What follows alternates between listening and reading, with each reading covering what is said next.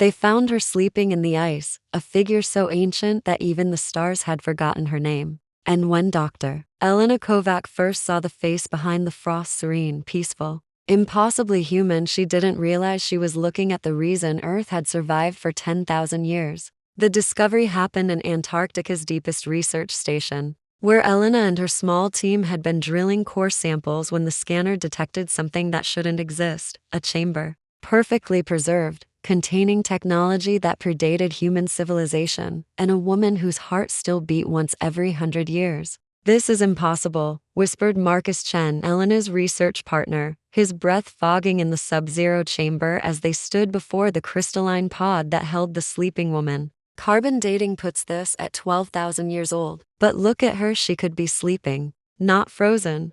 Elena pressed her gloved hand against the translucent surface, feeling a warmth that defied logic, and in that moment, the woman's eyes opened, not slowly, not groggily, but with the immediate clarity of someone who had been waiting for this exact moment. Finally, the woman said, her voice muffled but clear through the pod's material, "I was beginning to think you'd never find me." The pod unsealed with a hiss of ancient air, and the woman sat up, stretching, as if waking from an ordinary nap rather than a hibernation that had spanned millennia. She was young, perhaps 30 in appearance, with dark hair streaked with silver and eyes that held the weight of ages, eyes that had seen civilizations rise and fall, that had witnessed things humanity had long forgotten. "Who are you?" Elena managed to ask, her scientific mind struggling to process what her eyes were seeing. The woman smiled, sad and knowing. "My name is Kara, and I was Earth's protector. Placed here when your species was still learning to speak, still painting on cave walls, still believing the stars were unreachable." She stepped out of the pod, her movements graceful despite the millennia of sleep, wearing a suit of material that shimmered like liquid metal. "And I am here because something terrible is coming, something I was designed to stop. And I have failed you by sleeping too long." Over the following days, as Kara recovered in the research station, she told them a story that rewrote everything humanity thought it knew about its own history. "Earth is not just another planet," she explained, sitting in Elena's small office while snowstorms raged outside. "It is a sanctuary world, chosen by an ancient civilization called the Preservers, who seeded life across the galaxy. When they realized their empire was dying, destroyed by their own hubris and endless wars, they created protectors, beings designed to watch over the worlds they'd nurtured, to ensure those young civilizations didn't repeat the Preservers' mistakes." Elena listened, her recorder capturing every word, her heart torn between skepticism and the undeniable evidence sitting before her. "And you were Earth's protector?" Kara nodded. "I was human once, or at least, I was made from human DNA taken from your earliest ancestors and enhanced with preserver technology. I have lived 100 lifetimes, always watching, always guiding from the shadows. When your ancestors faced extinction from ice ages, I taught them fire. When plagues threatened to erase humanity, I left knowledge of medicines in places you would find them. When wars grew too destructive, I whispered ideas of peace into the minds of your greatest leaders." She paused, pain crossing her features. "But 5,000 years ago, I made a choice that haunts me still. Humanity had grown so quickly, so brilliantly, that I believed you no longer needed me. I thought if I stepped back, if I let you forge your own path without my interference, you would become something greater than even the Preservers. So I went into hibernation, programmed to wake only if a specific threat emerged, the threat the Preservers feared most." Marcus, who had been silent until now, leaned forward.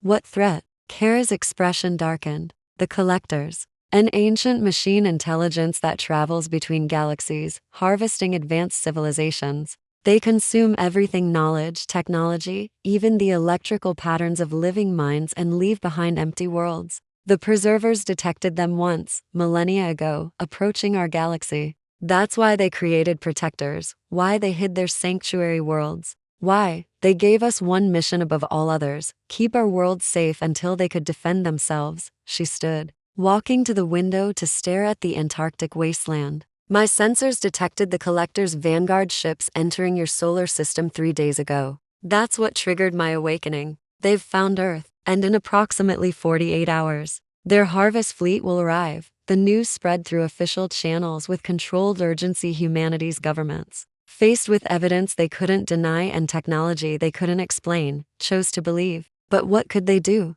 Earth's most advanced weapons were nothing compared to technology that could cross galaxies. Military leaders spoke of evacuations, of underground bunkers, of desperate last stands that everyone knew were futile. But Elena saw something different in Kara's eyes. "You have a plan," Elena said, finding Kara alone in the observation deck that night, staring up at stars humanity might never see again. Kara turned, and for the first time, Elena saw fear in those ancient eyes. "I have a weapon." The preservers designed their protectors with a final failsafe, a device integrated into our very cells that can generate a pulse across all quantum frequencies, disrupting the collector's hive connection. It would shut them down, send them back into the void between galaxies. Hope flared in Elena's chest. "Then we can save Earth. At a cost," Kara whispered. "The pulse requires a power source that can only come from one place, a protector's complete life force. Using it means my death. Not just of this body, but of everything I am. The preservers built us to be eternal, our consciousness backed up across dimensional frequencies. But triggering the failsafe erases all of it, every memory, every iteration, every quantum echo. It's not just death, it's absolute ending." Elena felt tears sting her eyes. "There has to be another way. I've spent 3 days searching," Kara replied. "I've run every simulation, explored every alternative. This is the only path where Earth survives." She turned back to the stars. "I should make this choice easily. I was designed for this purpose. But I find myself afraid, Elena. In all my lifetimes, through all my duties, I've never truly faced my own ending. And now that it's here, I discover I'm not as brave as I believed." What happened next changed everything. Elena, unable to accept losing someone who had silently protected humanity for thousands of years, did what humans do best. She refused to give up. She contacted every scientist, every engineer, every brilliant mind she could reach, sharing Kara's technology and the impossible problem they faced. The response was overwhelming, not from governments or militaries, but from ordinary people who learned that someone had loved humanity enough to watch over them for 10,000 years. A young programmer in Mumbai found a way to amplify Kara's pulse using Earth's satellite network. A physicist in Sao Paulo discovered that the Large Hadron Collider could be modified to channel additional energy. An engineer in Detroit designed converters that could link every power plant on Earth into a single grid. Separately, none of it would be enough. Together, it might give Kara a chance to survive. "You're trying to save me," Kara said, watching the global effort unfold on screens in the research station's command center. "After everything humanity has faced, all your own problems and conflicts, you're spending your final hours trying to save one person." Elena smiled through tears. "You're not just one person. You're family. You're the guardian who never abandoned us, even when we didn't know you existed. Did you really think we'd let you face this alone?" The collectors arrived exactly when Kara predicted. Their ships emerging from faster-than-light travel like wounds opening in space itself, massive, geometric, utterly wrong in a way that made human minds recoil. They moved toward Earth with inexorable purpose, and across the planet, people looked up at the sky and saw their nightmares made real. Kara stood at the center of humanity's combined power grid, connections running from her body to systems that span the globe, her face serene despite the pain Elena could see in her eyes. "If this doesn't work," Kara said softly, "if I don't survive this, I want you to know, watching over humanity wasn't just duty. Somewhere in those thousands of years, it became love. You are chaotic and brilliant, cruel and kind, destructive and creative. You are everything the preservers hoped to become and never managed. It has been the greatest honor of my existence to be your protector." "Then live," Elena replied, "and continue to be amazed by us. Because we're not done surprising you." The collector's harvest beams activated, reaching down toward Earth's cities, and Kara triggered the pulse. Light erupted from her body, channeled and amplified by human ingenuity. By technology, both ancient and newborn, working in harmony. By the combined will of a species that refused to let their silent guardian die alone. The pulse spread outward in a wave of pure energy, washing over the collector's ships, and for one eternal moment, the outcome hung in balance. Then the collector's vessels went dark, their hive intelligence disrupted, their harvest beams failing, and across Earth, people watched as the nightmare fleet drifted silently away, pulled by momentum into the endless dark between stars. In the command center, Kara collapsed, and Elena rushed to catch her, expecting to find no pulse, no breath, the price paid in full. Instead, Kara's eyes fluttered open, weak but alive, and she laughed a sound of pure, disbelieving joy. "You did it," she whispered. "You beautiful, impossible people actually did it. You saved your world and your protector." The preservers would be so proud. The recovery took weeks, and in that time, the world learned the truth about Kara and the long history of silent protection. The response was unlike anything Elena had expected, not fear of the ancient technology or resentment of the secret guidance, but overwhelming gratitude and love. A child in Kenya drew a picture of Kara with angel wings and the caption "Earth's Guardian." A poet in Ireland wrote verses about the protector who slept in ice and dreamed of humanity's future. A musician in Brazil composed a symphony that made Kara weep when she heard it, recognizing melodies she'd hummed to herself during long, lonely watches thousands of years ago. "I don't understand," Kara admitted to Elena one evening, sitting together on the research station's roof under Antarctic stars. "I failed you. I abandoned my post, slept through centuries when you might have needed me. Why do they celebrate me?" Elena took her hand. "Because you're proof that we're not alone, that we've never been alone. Because in a universe that can feel cold and hostile, you're evidence that someone cared about us before we even knew the stars existed. And because when you faced your ending, you were willing to accept it to save us. That's not failure, Kara. That's love." Kara was silent for a long moment. "What do I do now? My purpose was to protect Earth until you could protect yourselves. And look at you, you saved yourselves and me. You've outgrown needing a guardian."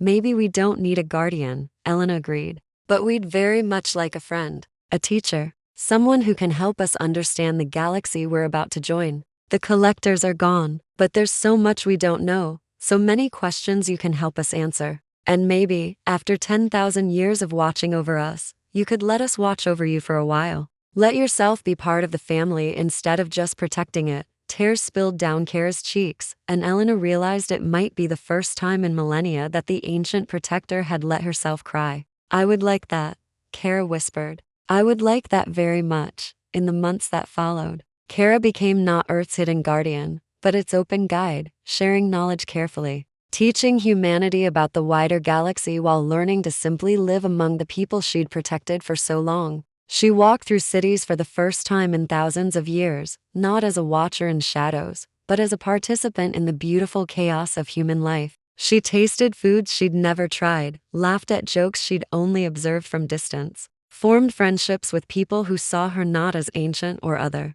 but simply as Kara. And one day, standing in a park in Singapore, watching children play while their parents talked and laughed, she turned to Elena with wonder in her eyes. "I spent 10,000 years protecting humanity's future," she said softly. "But I never let myself be part of that future. I never understood what I was protecting, not just survival, but all of this. The joy and connection and simple moments that make life worth living. Thank you for showing me what I'd been missing." Elena smiled. "Thank you for giving us the chance to have it." Above them, satellites that had helped save Kara's life now turned outward, exploring the cosmos with human curiosity and ancient technology working together. Earth had awakened its forgotten protector, and in doing so, had awakened to its own potential. The galaxy might watch in fear at what humanity had accomplished, at the species that had saved both itself and a being of ancient power. But Earth wasn't interested in being feared. It was interested in being worthy of the love its protector had shown, in building a future that justified 10,000 years of silent watching. And Kara, the guardian who had finally come home, stood at humanity's side as both teacher and student, learning what it meant to not just protect life, but to live it. The moral was clear: the greatest protection we can offer someone is not to shield them from all hardship, but to believe in their potential to overcome it. And the greatest gift we can receive is the chance to belong, to be part of something larger than ourselves, to be loved not for what we do, but for who we are, and to discover that sometimes the one who has spent a lifetime caring for others needs to learn how to let others care for them in return.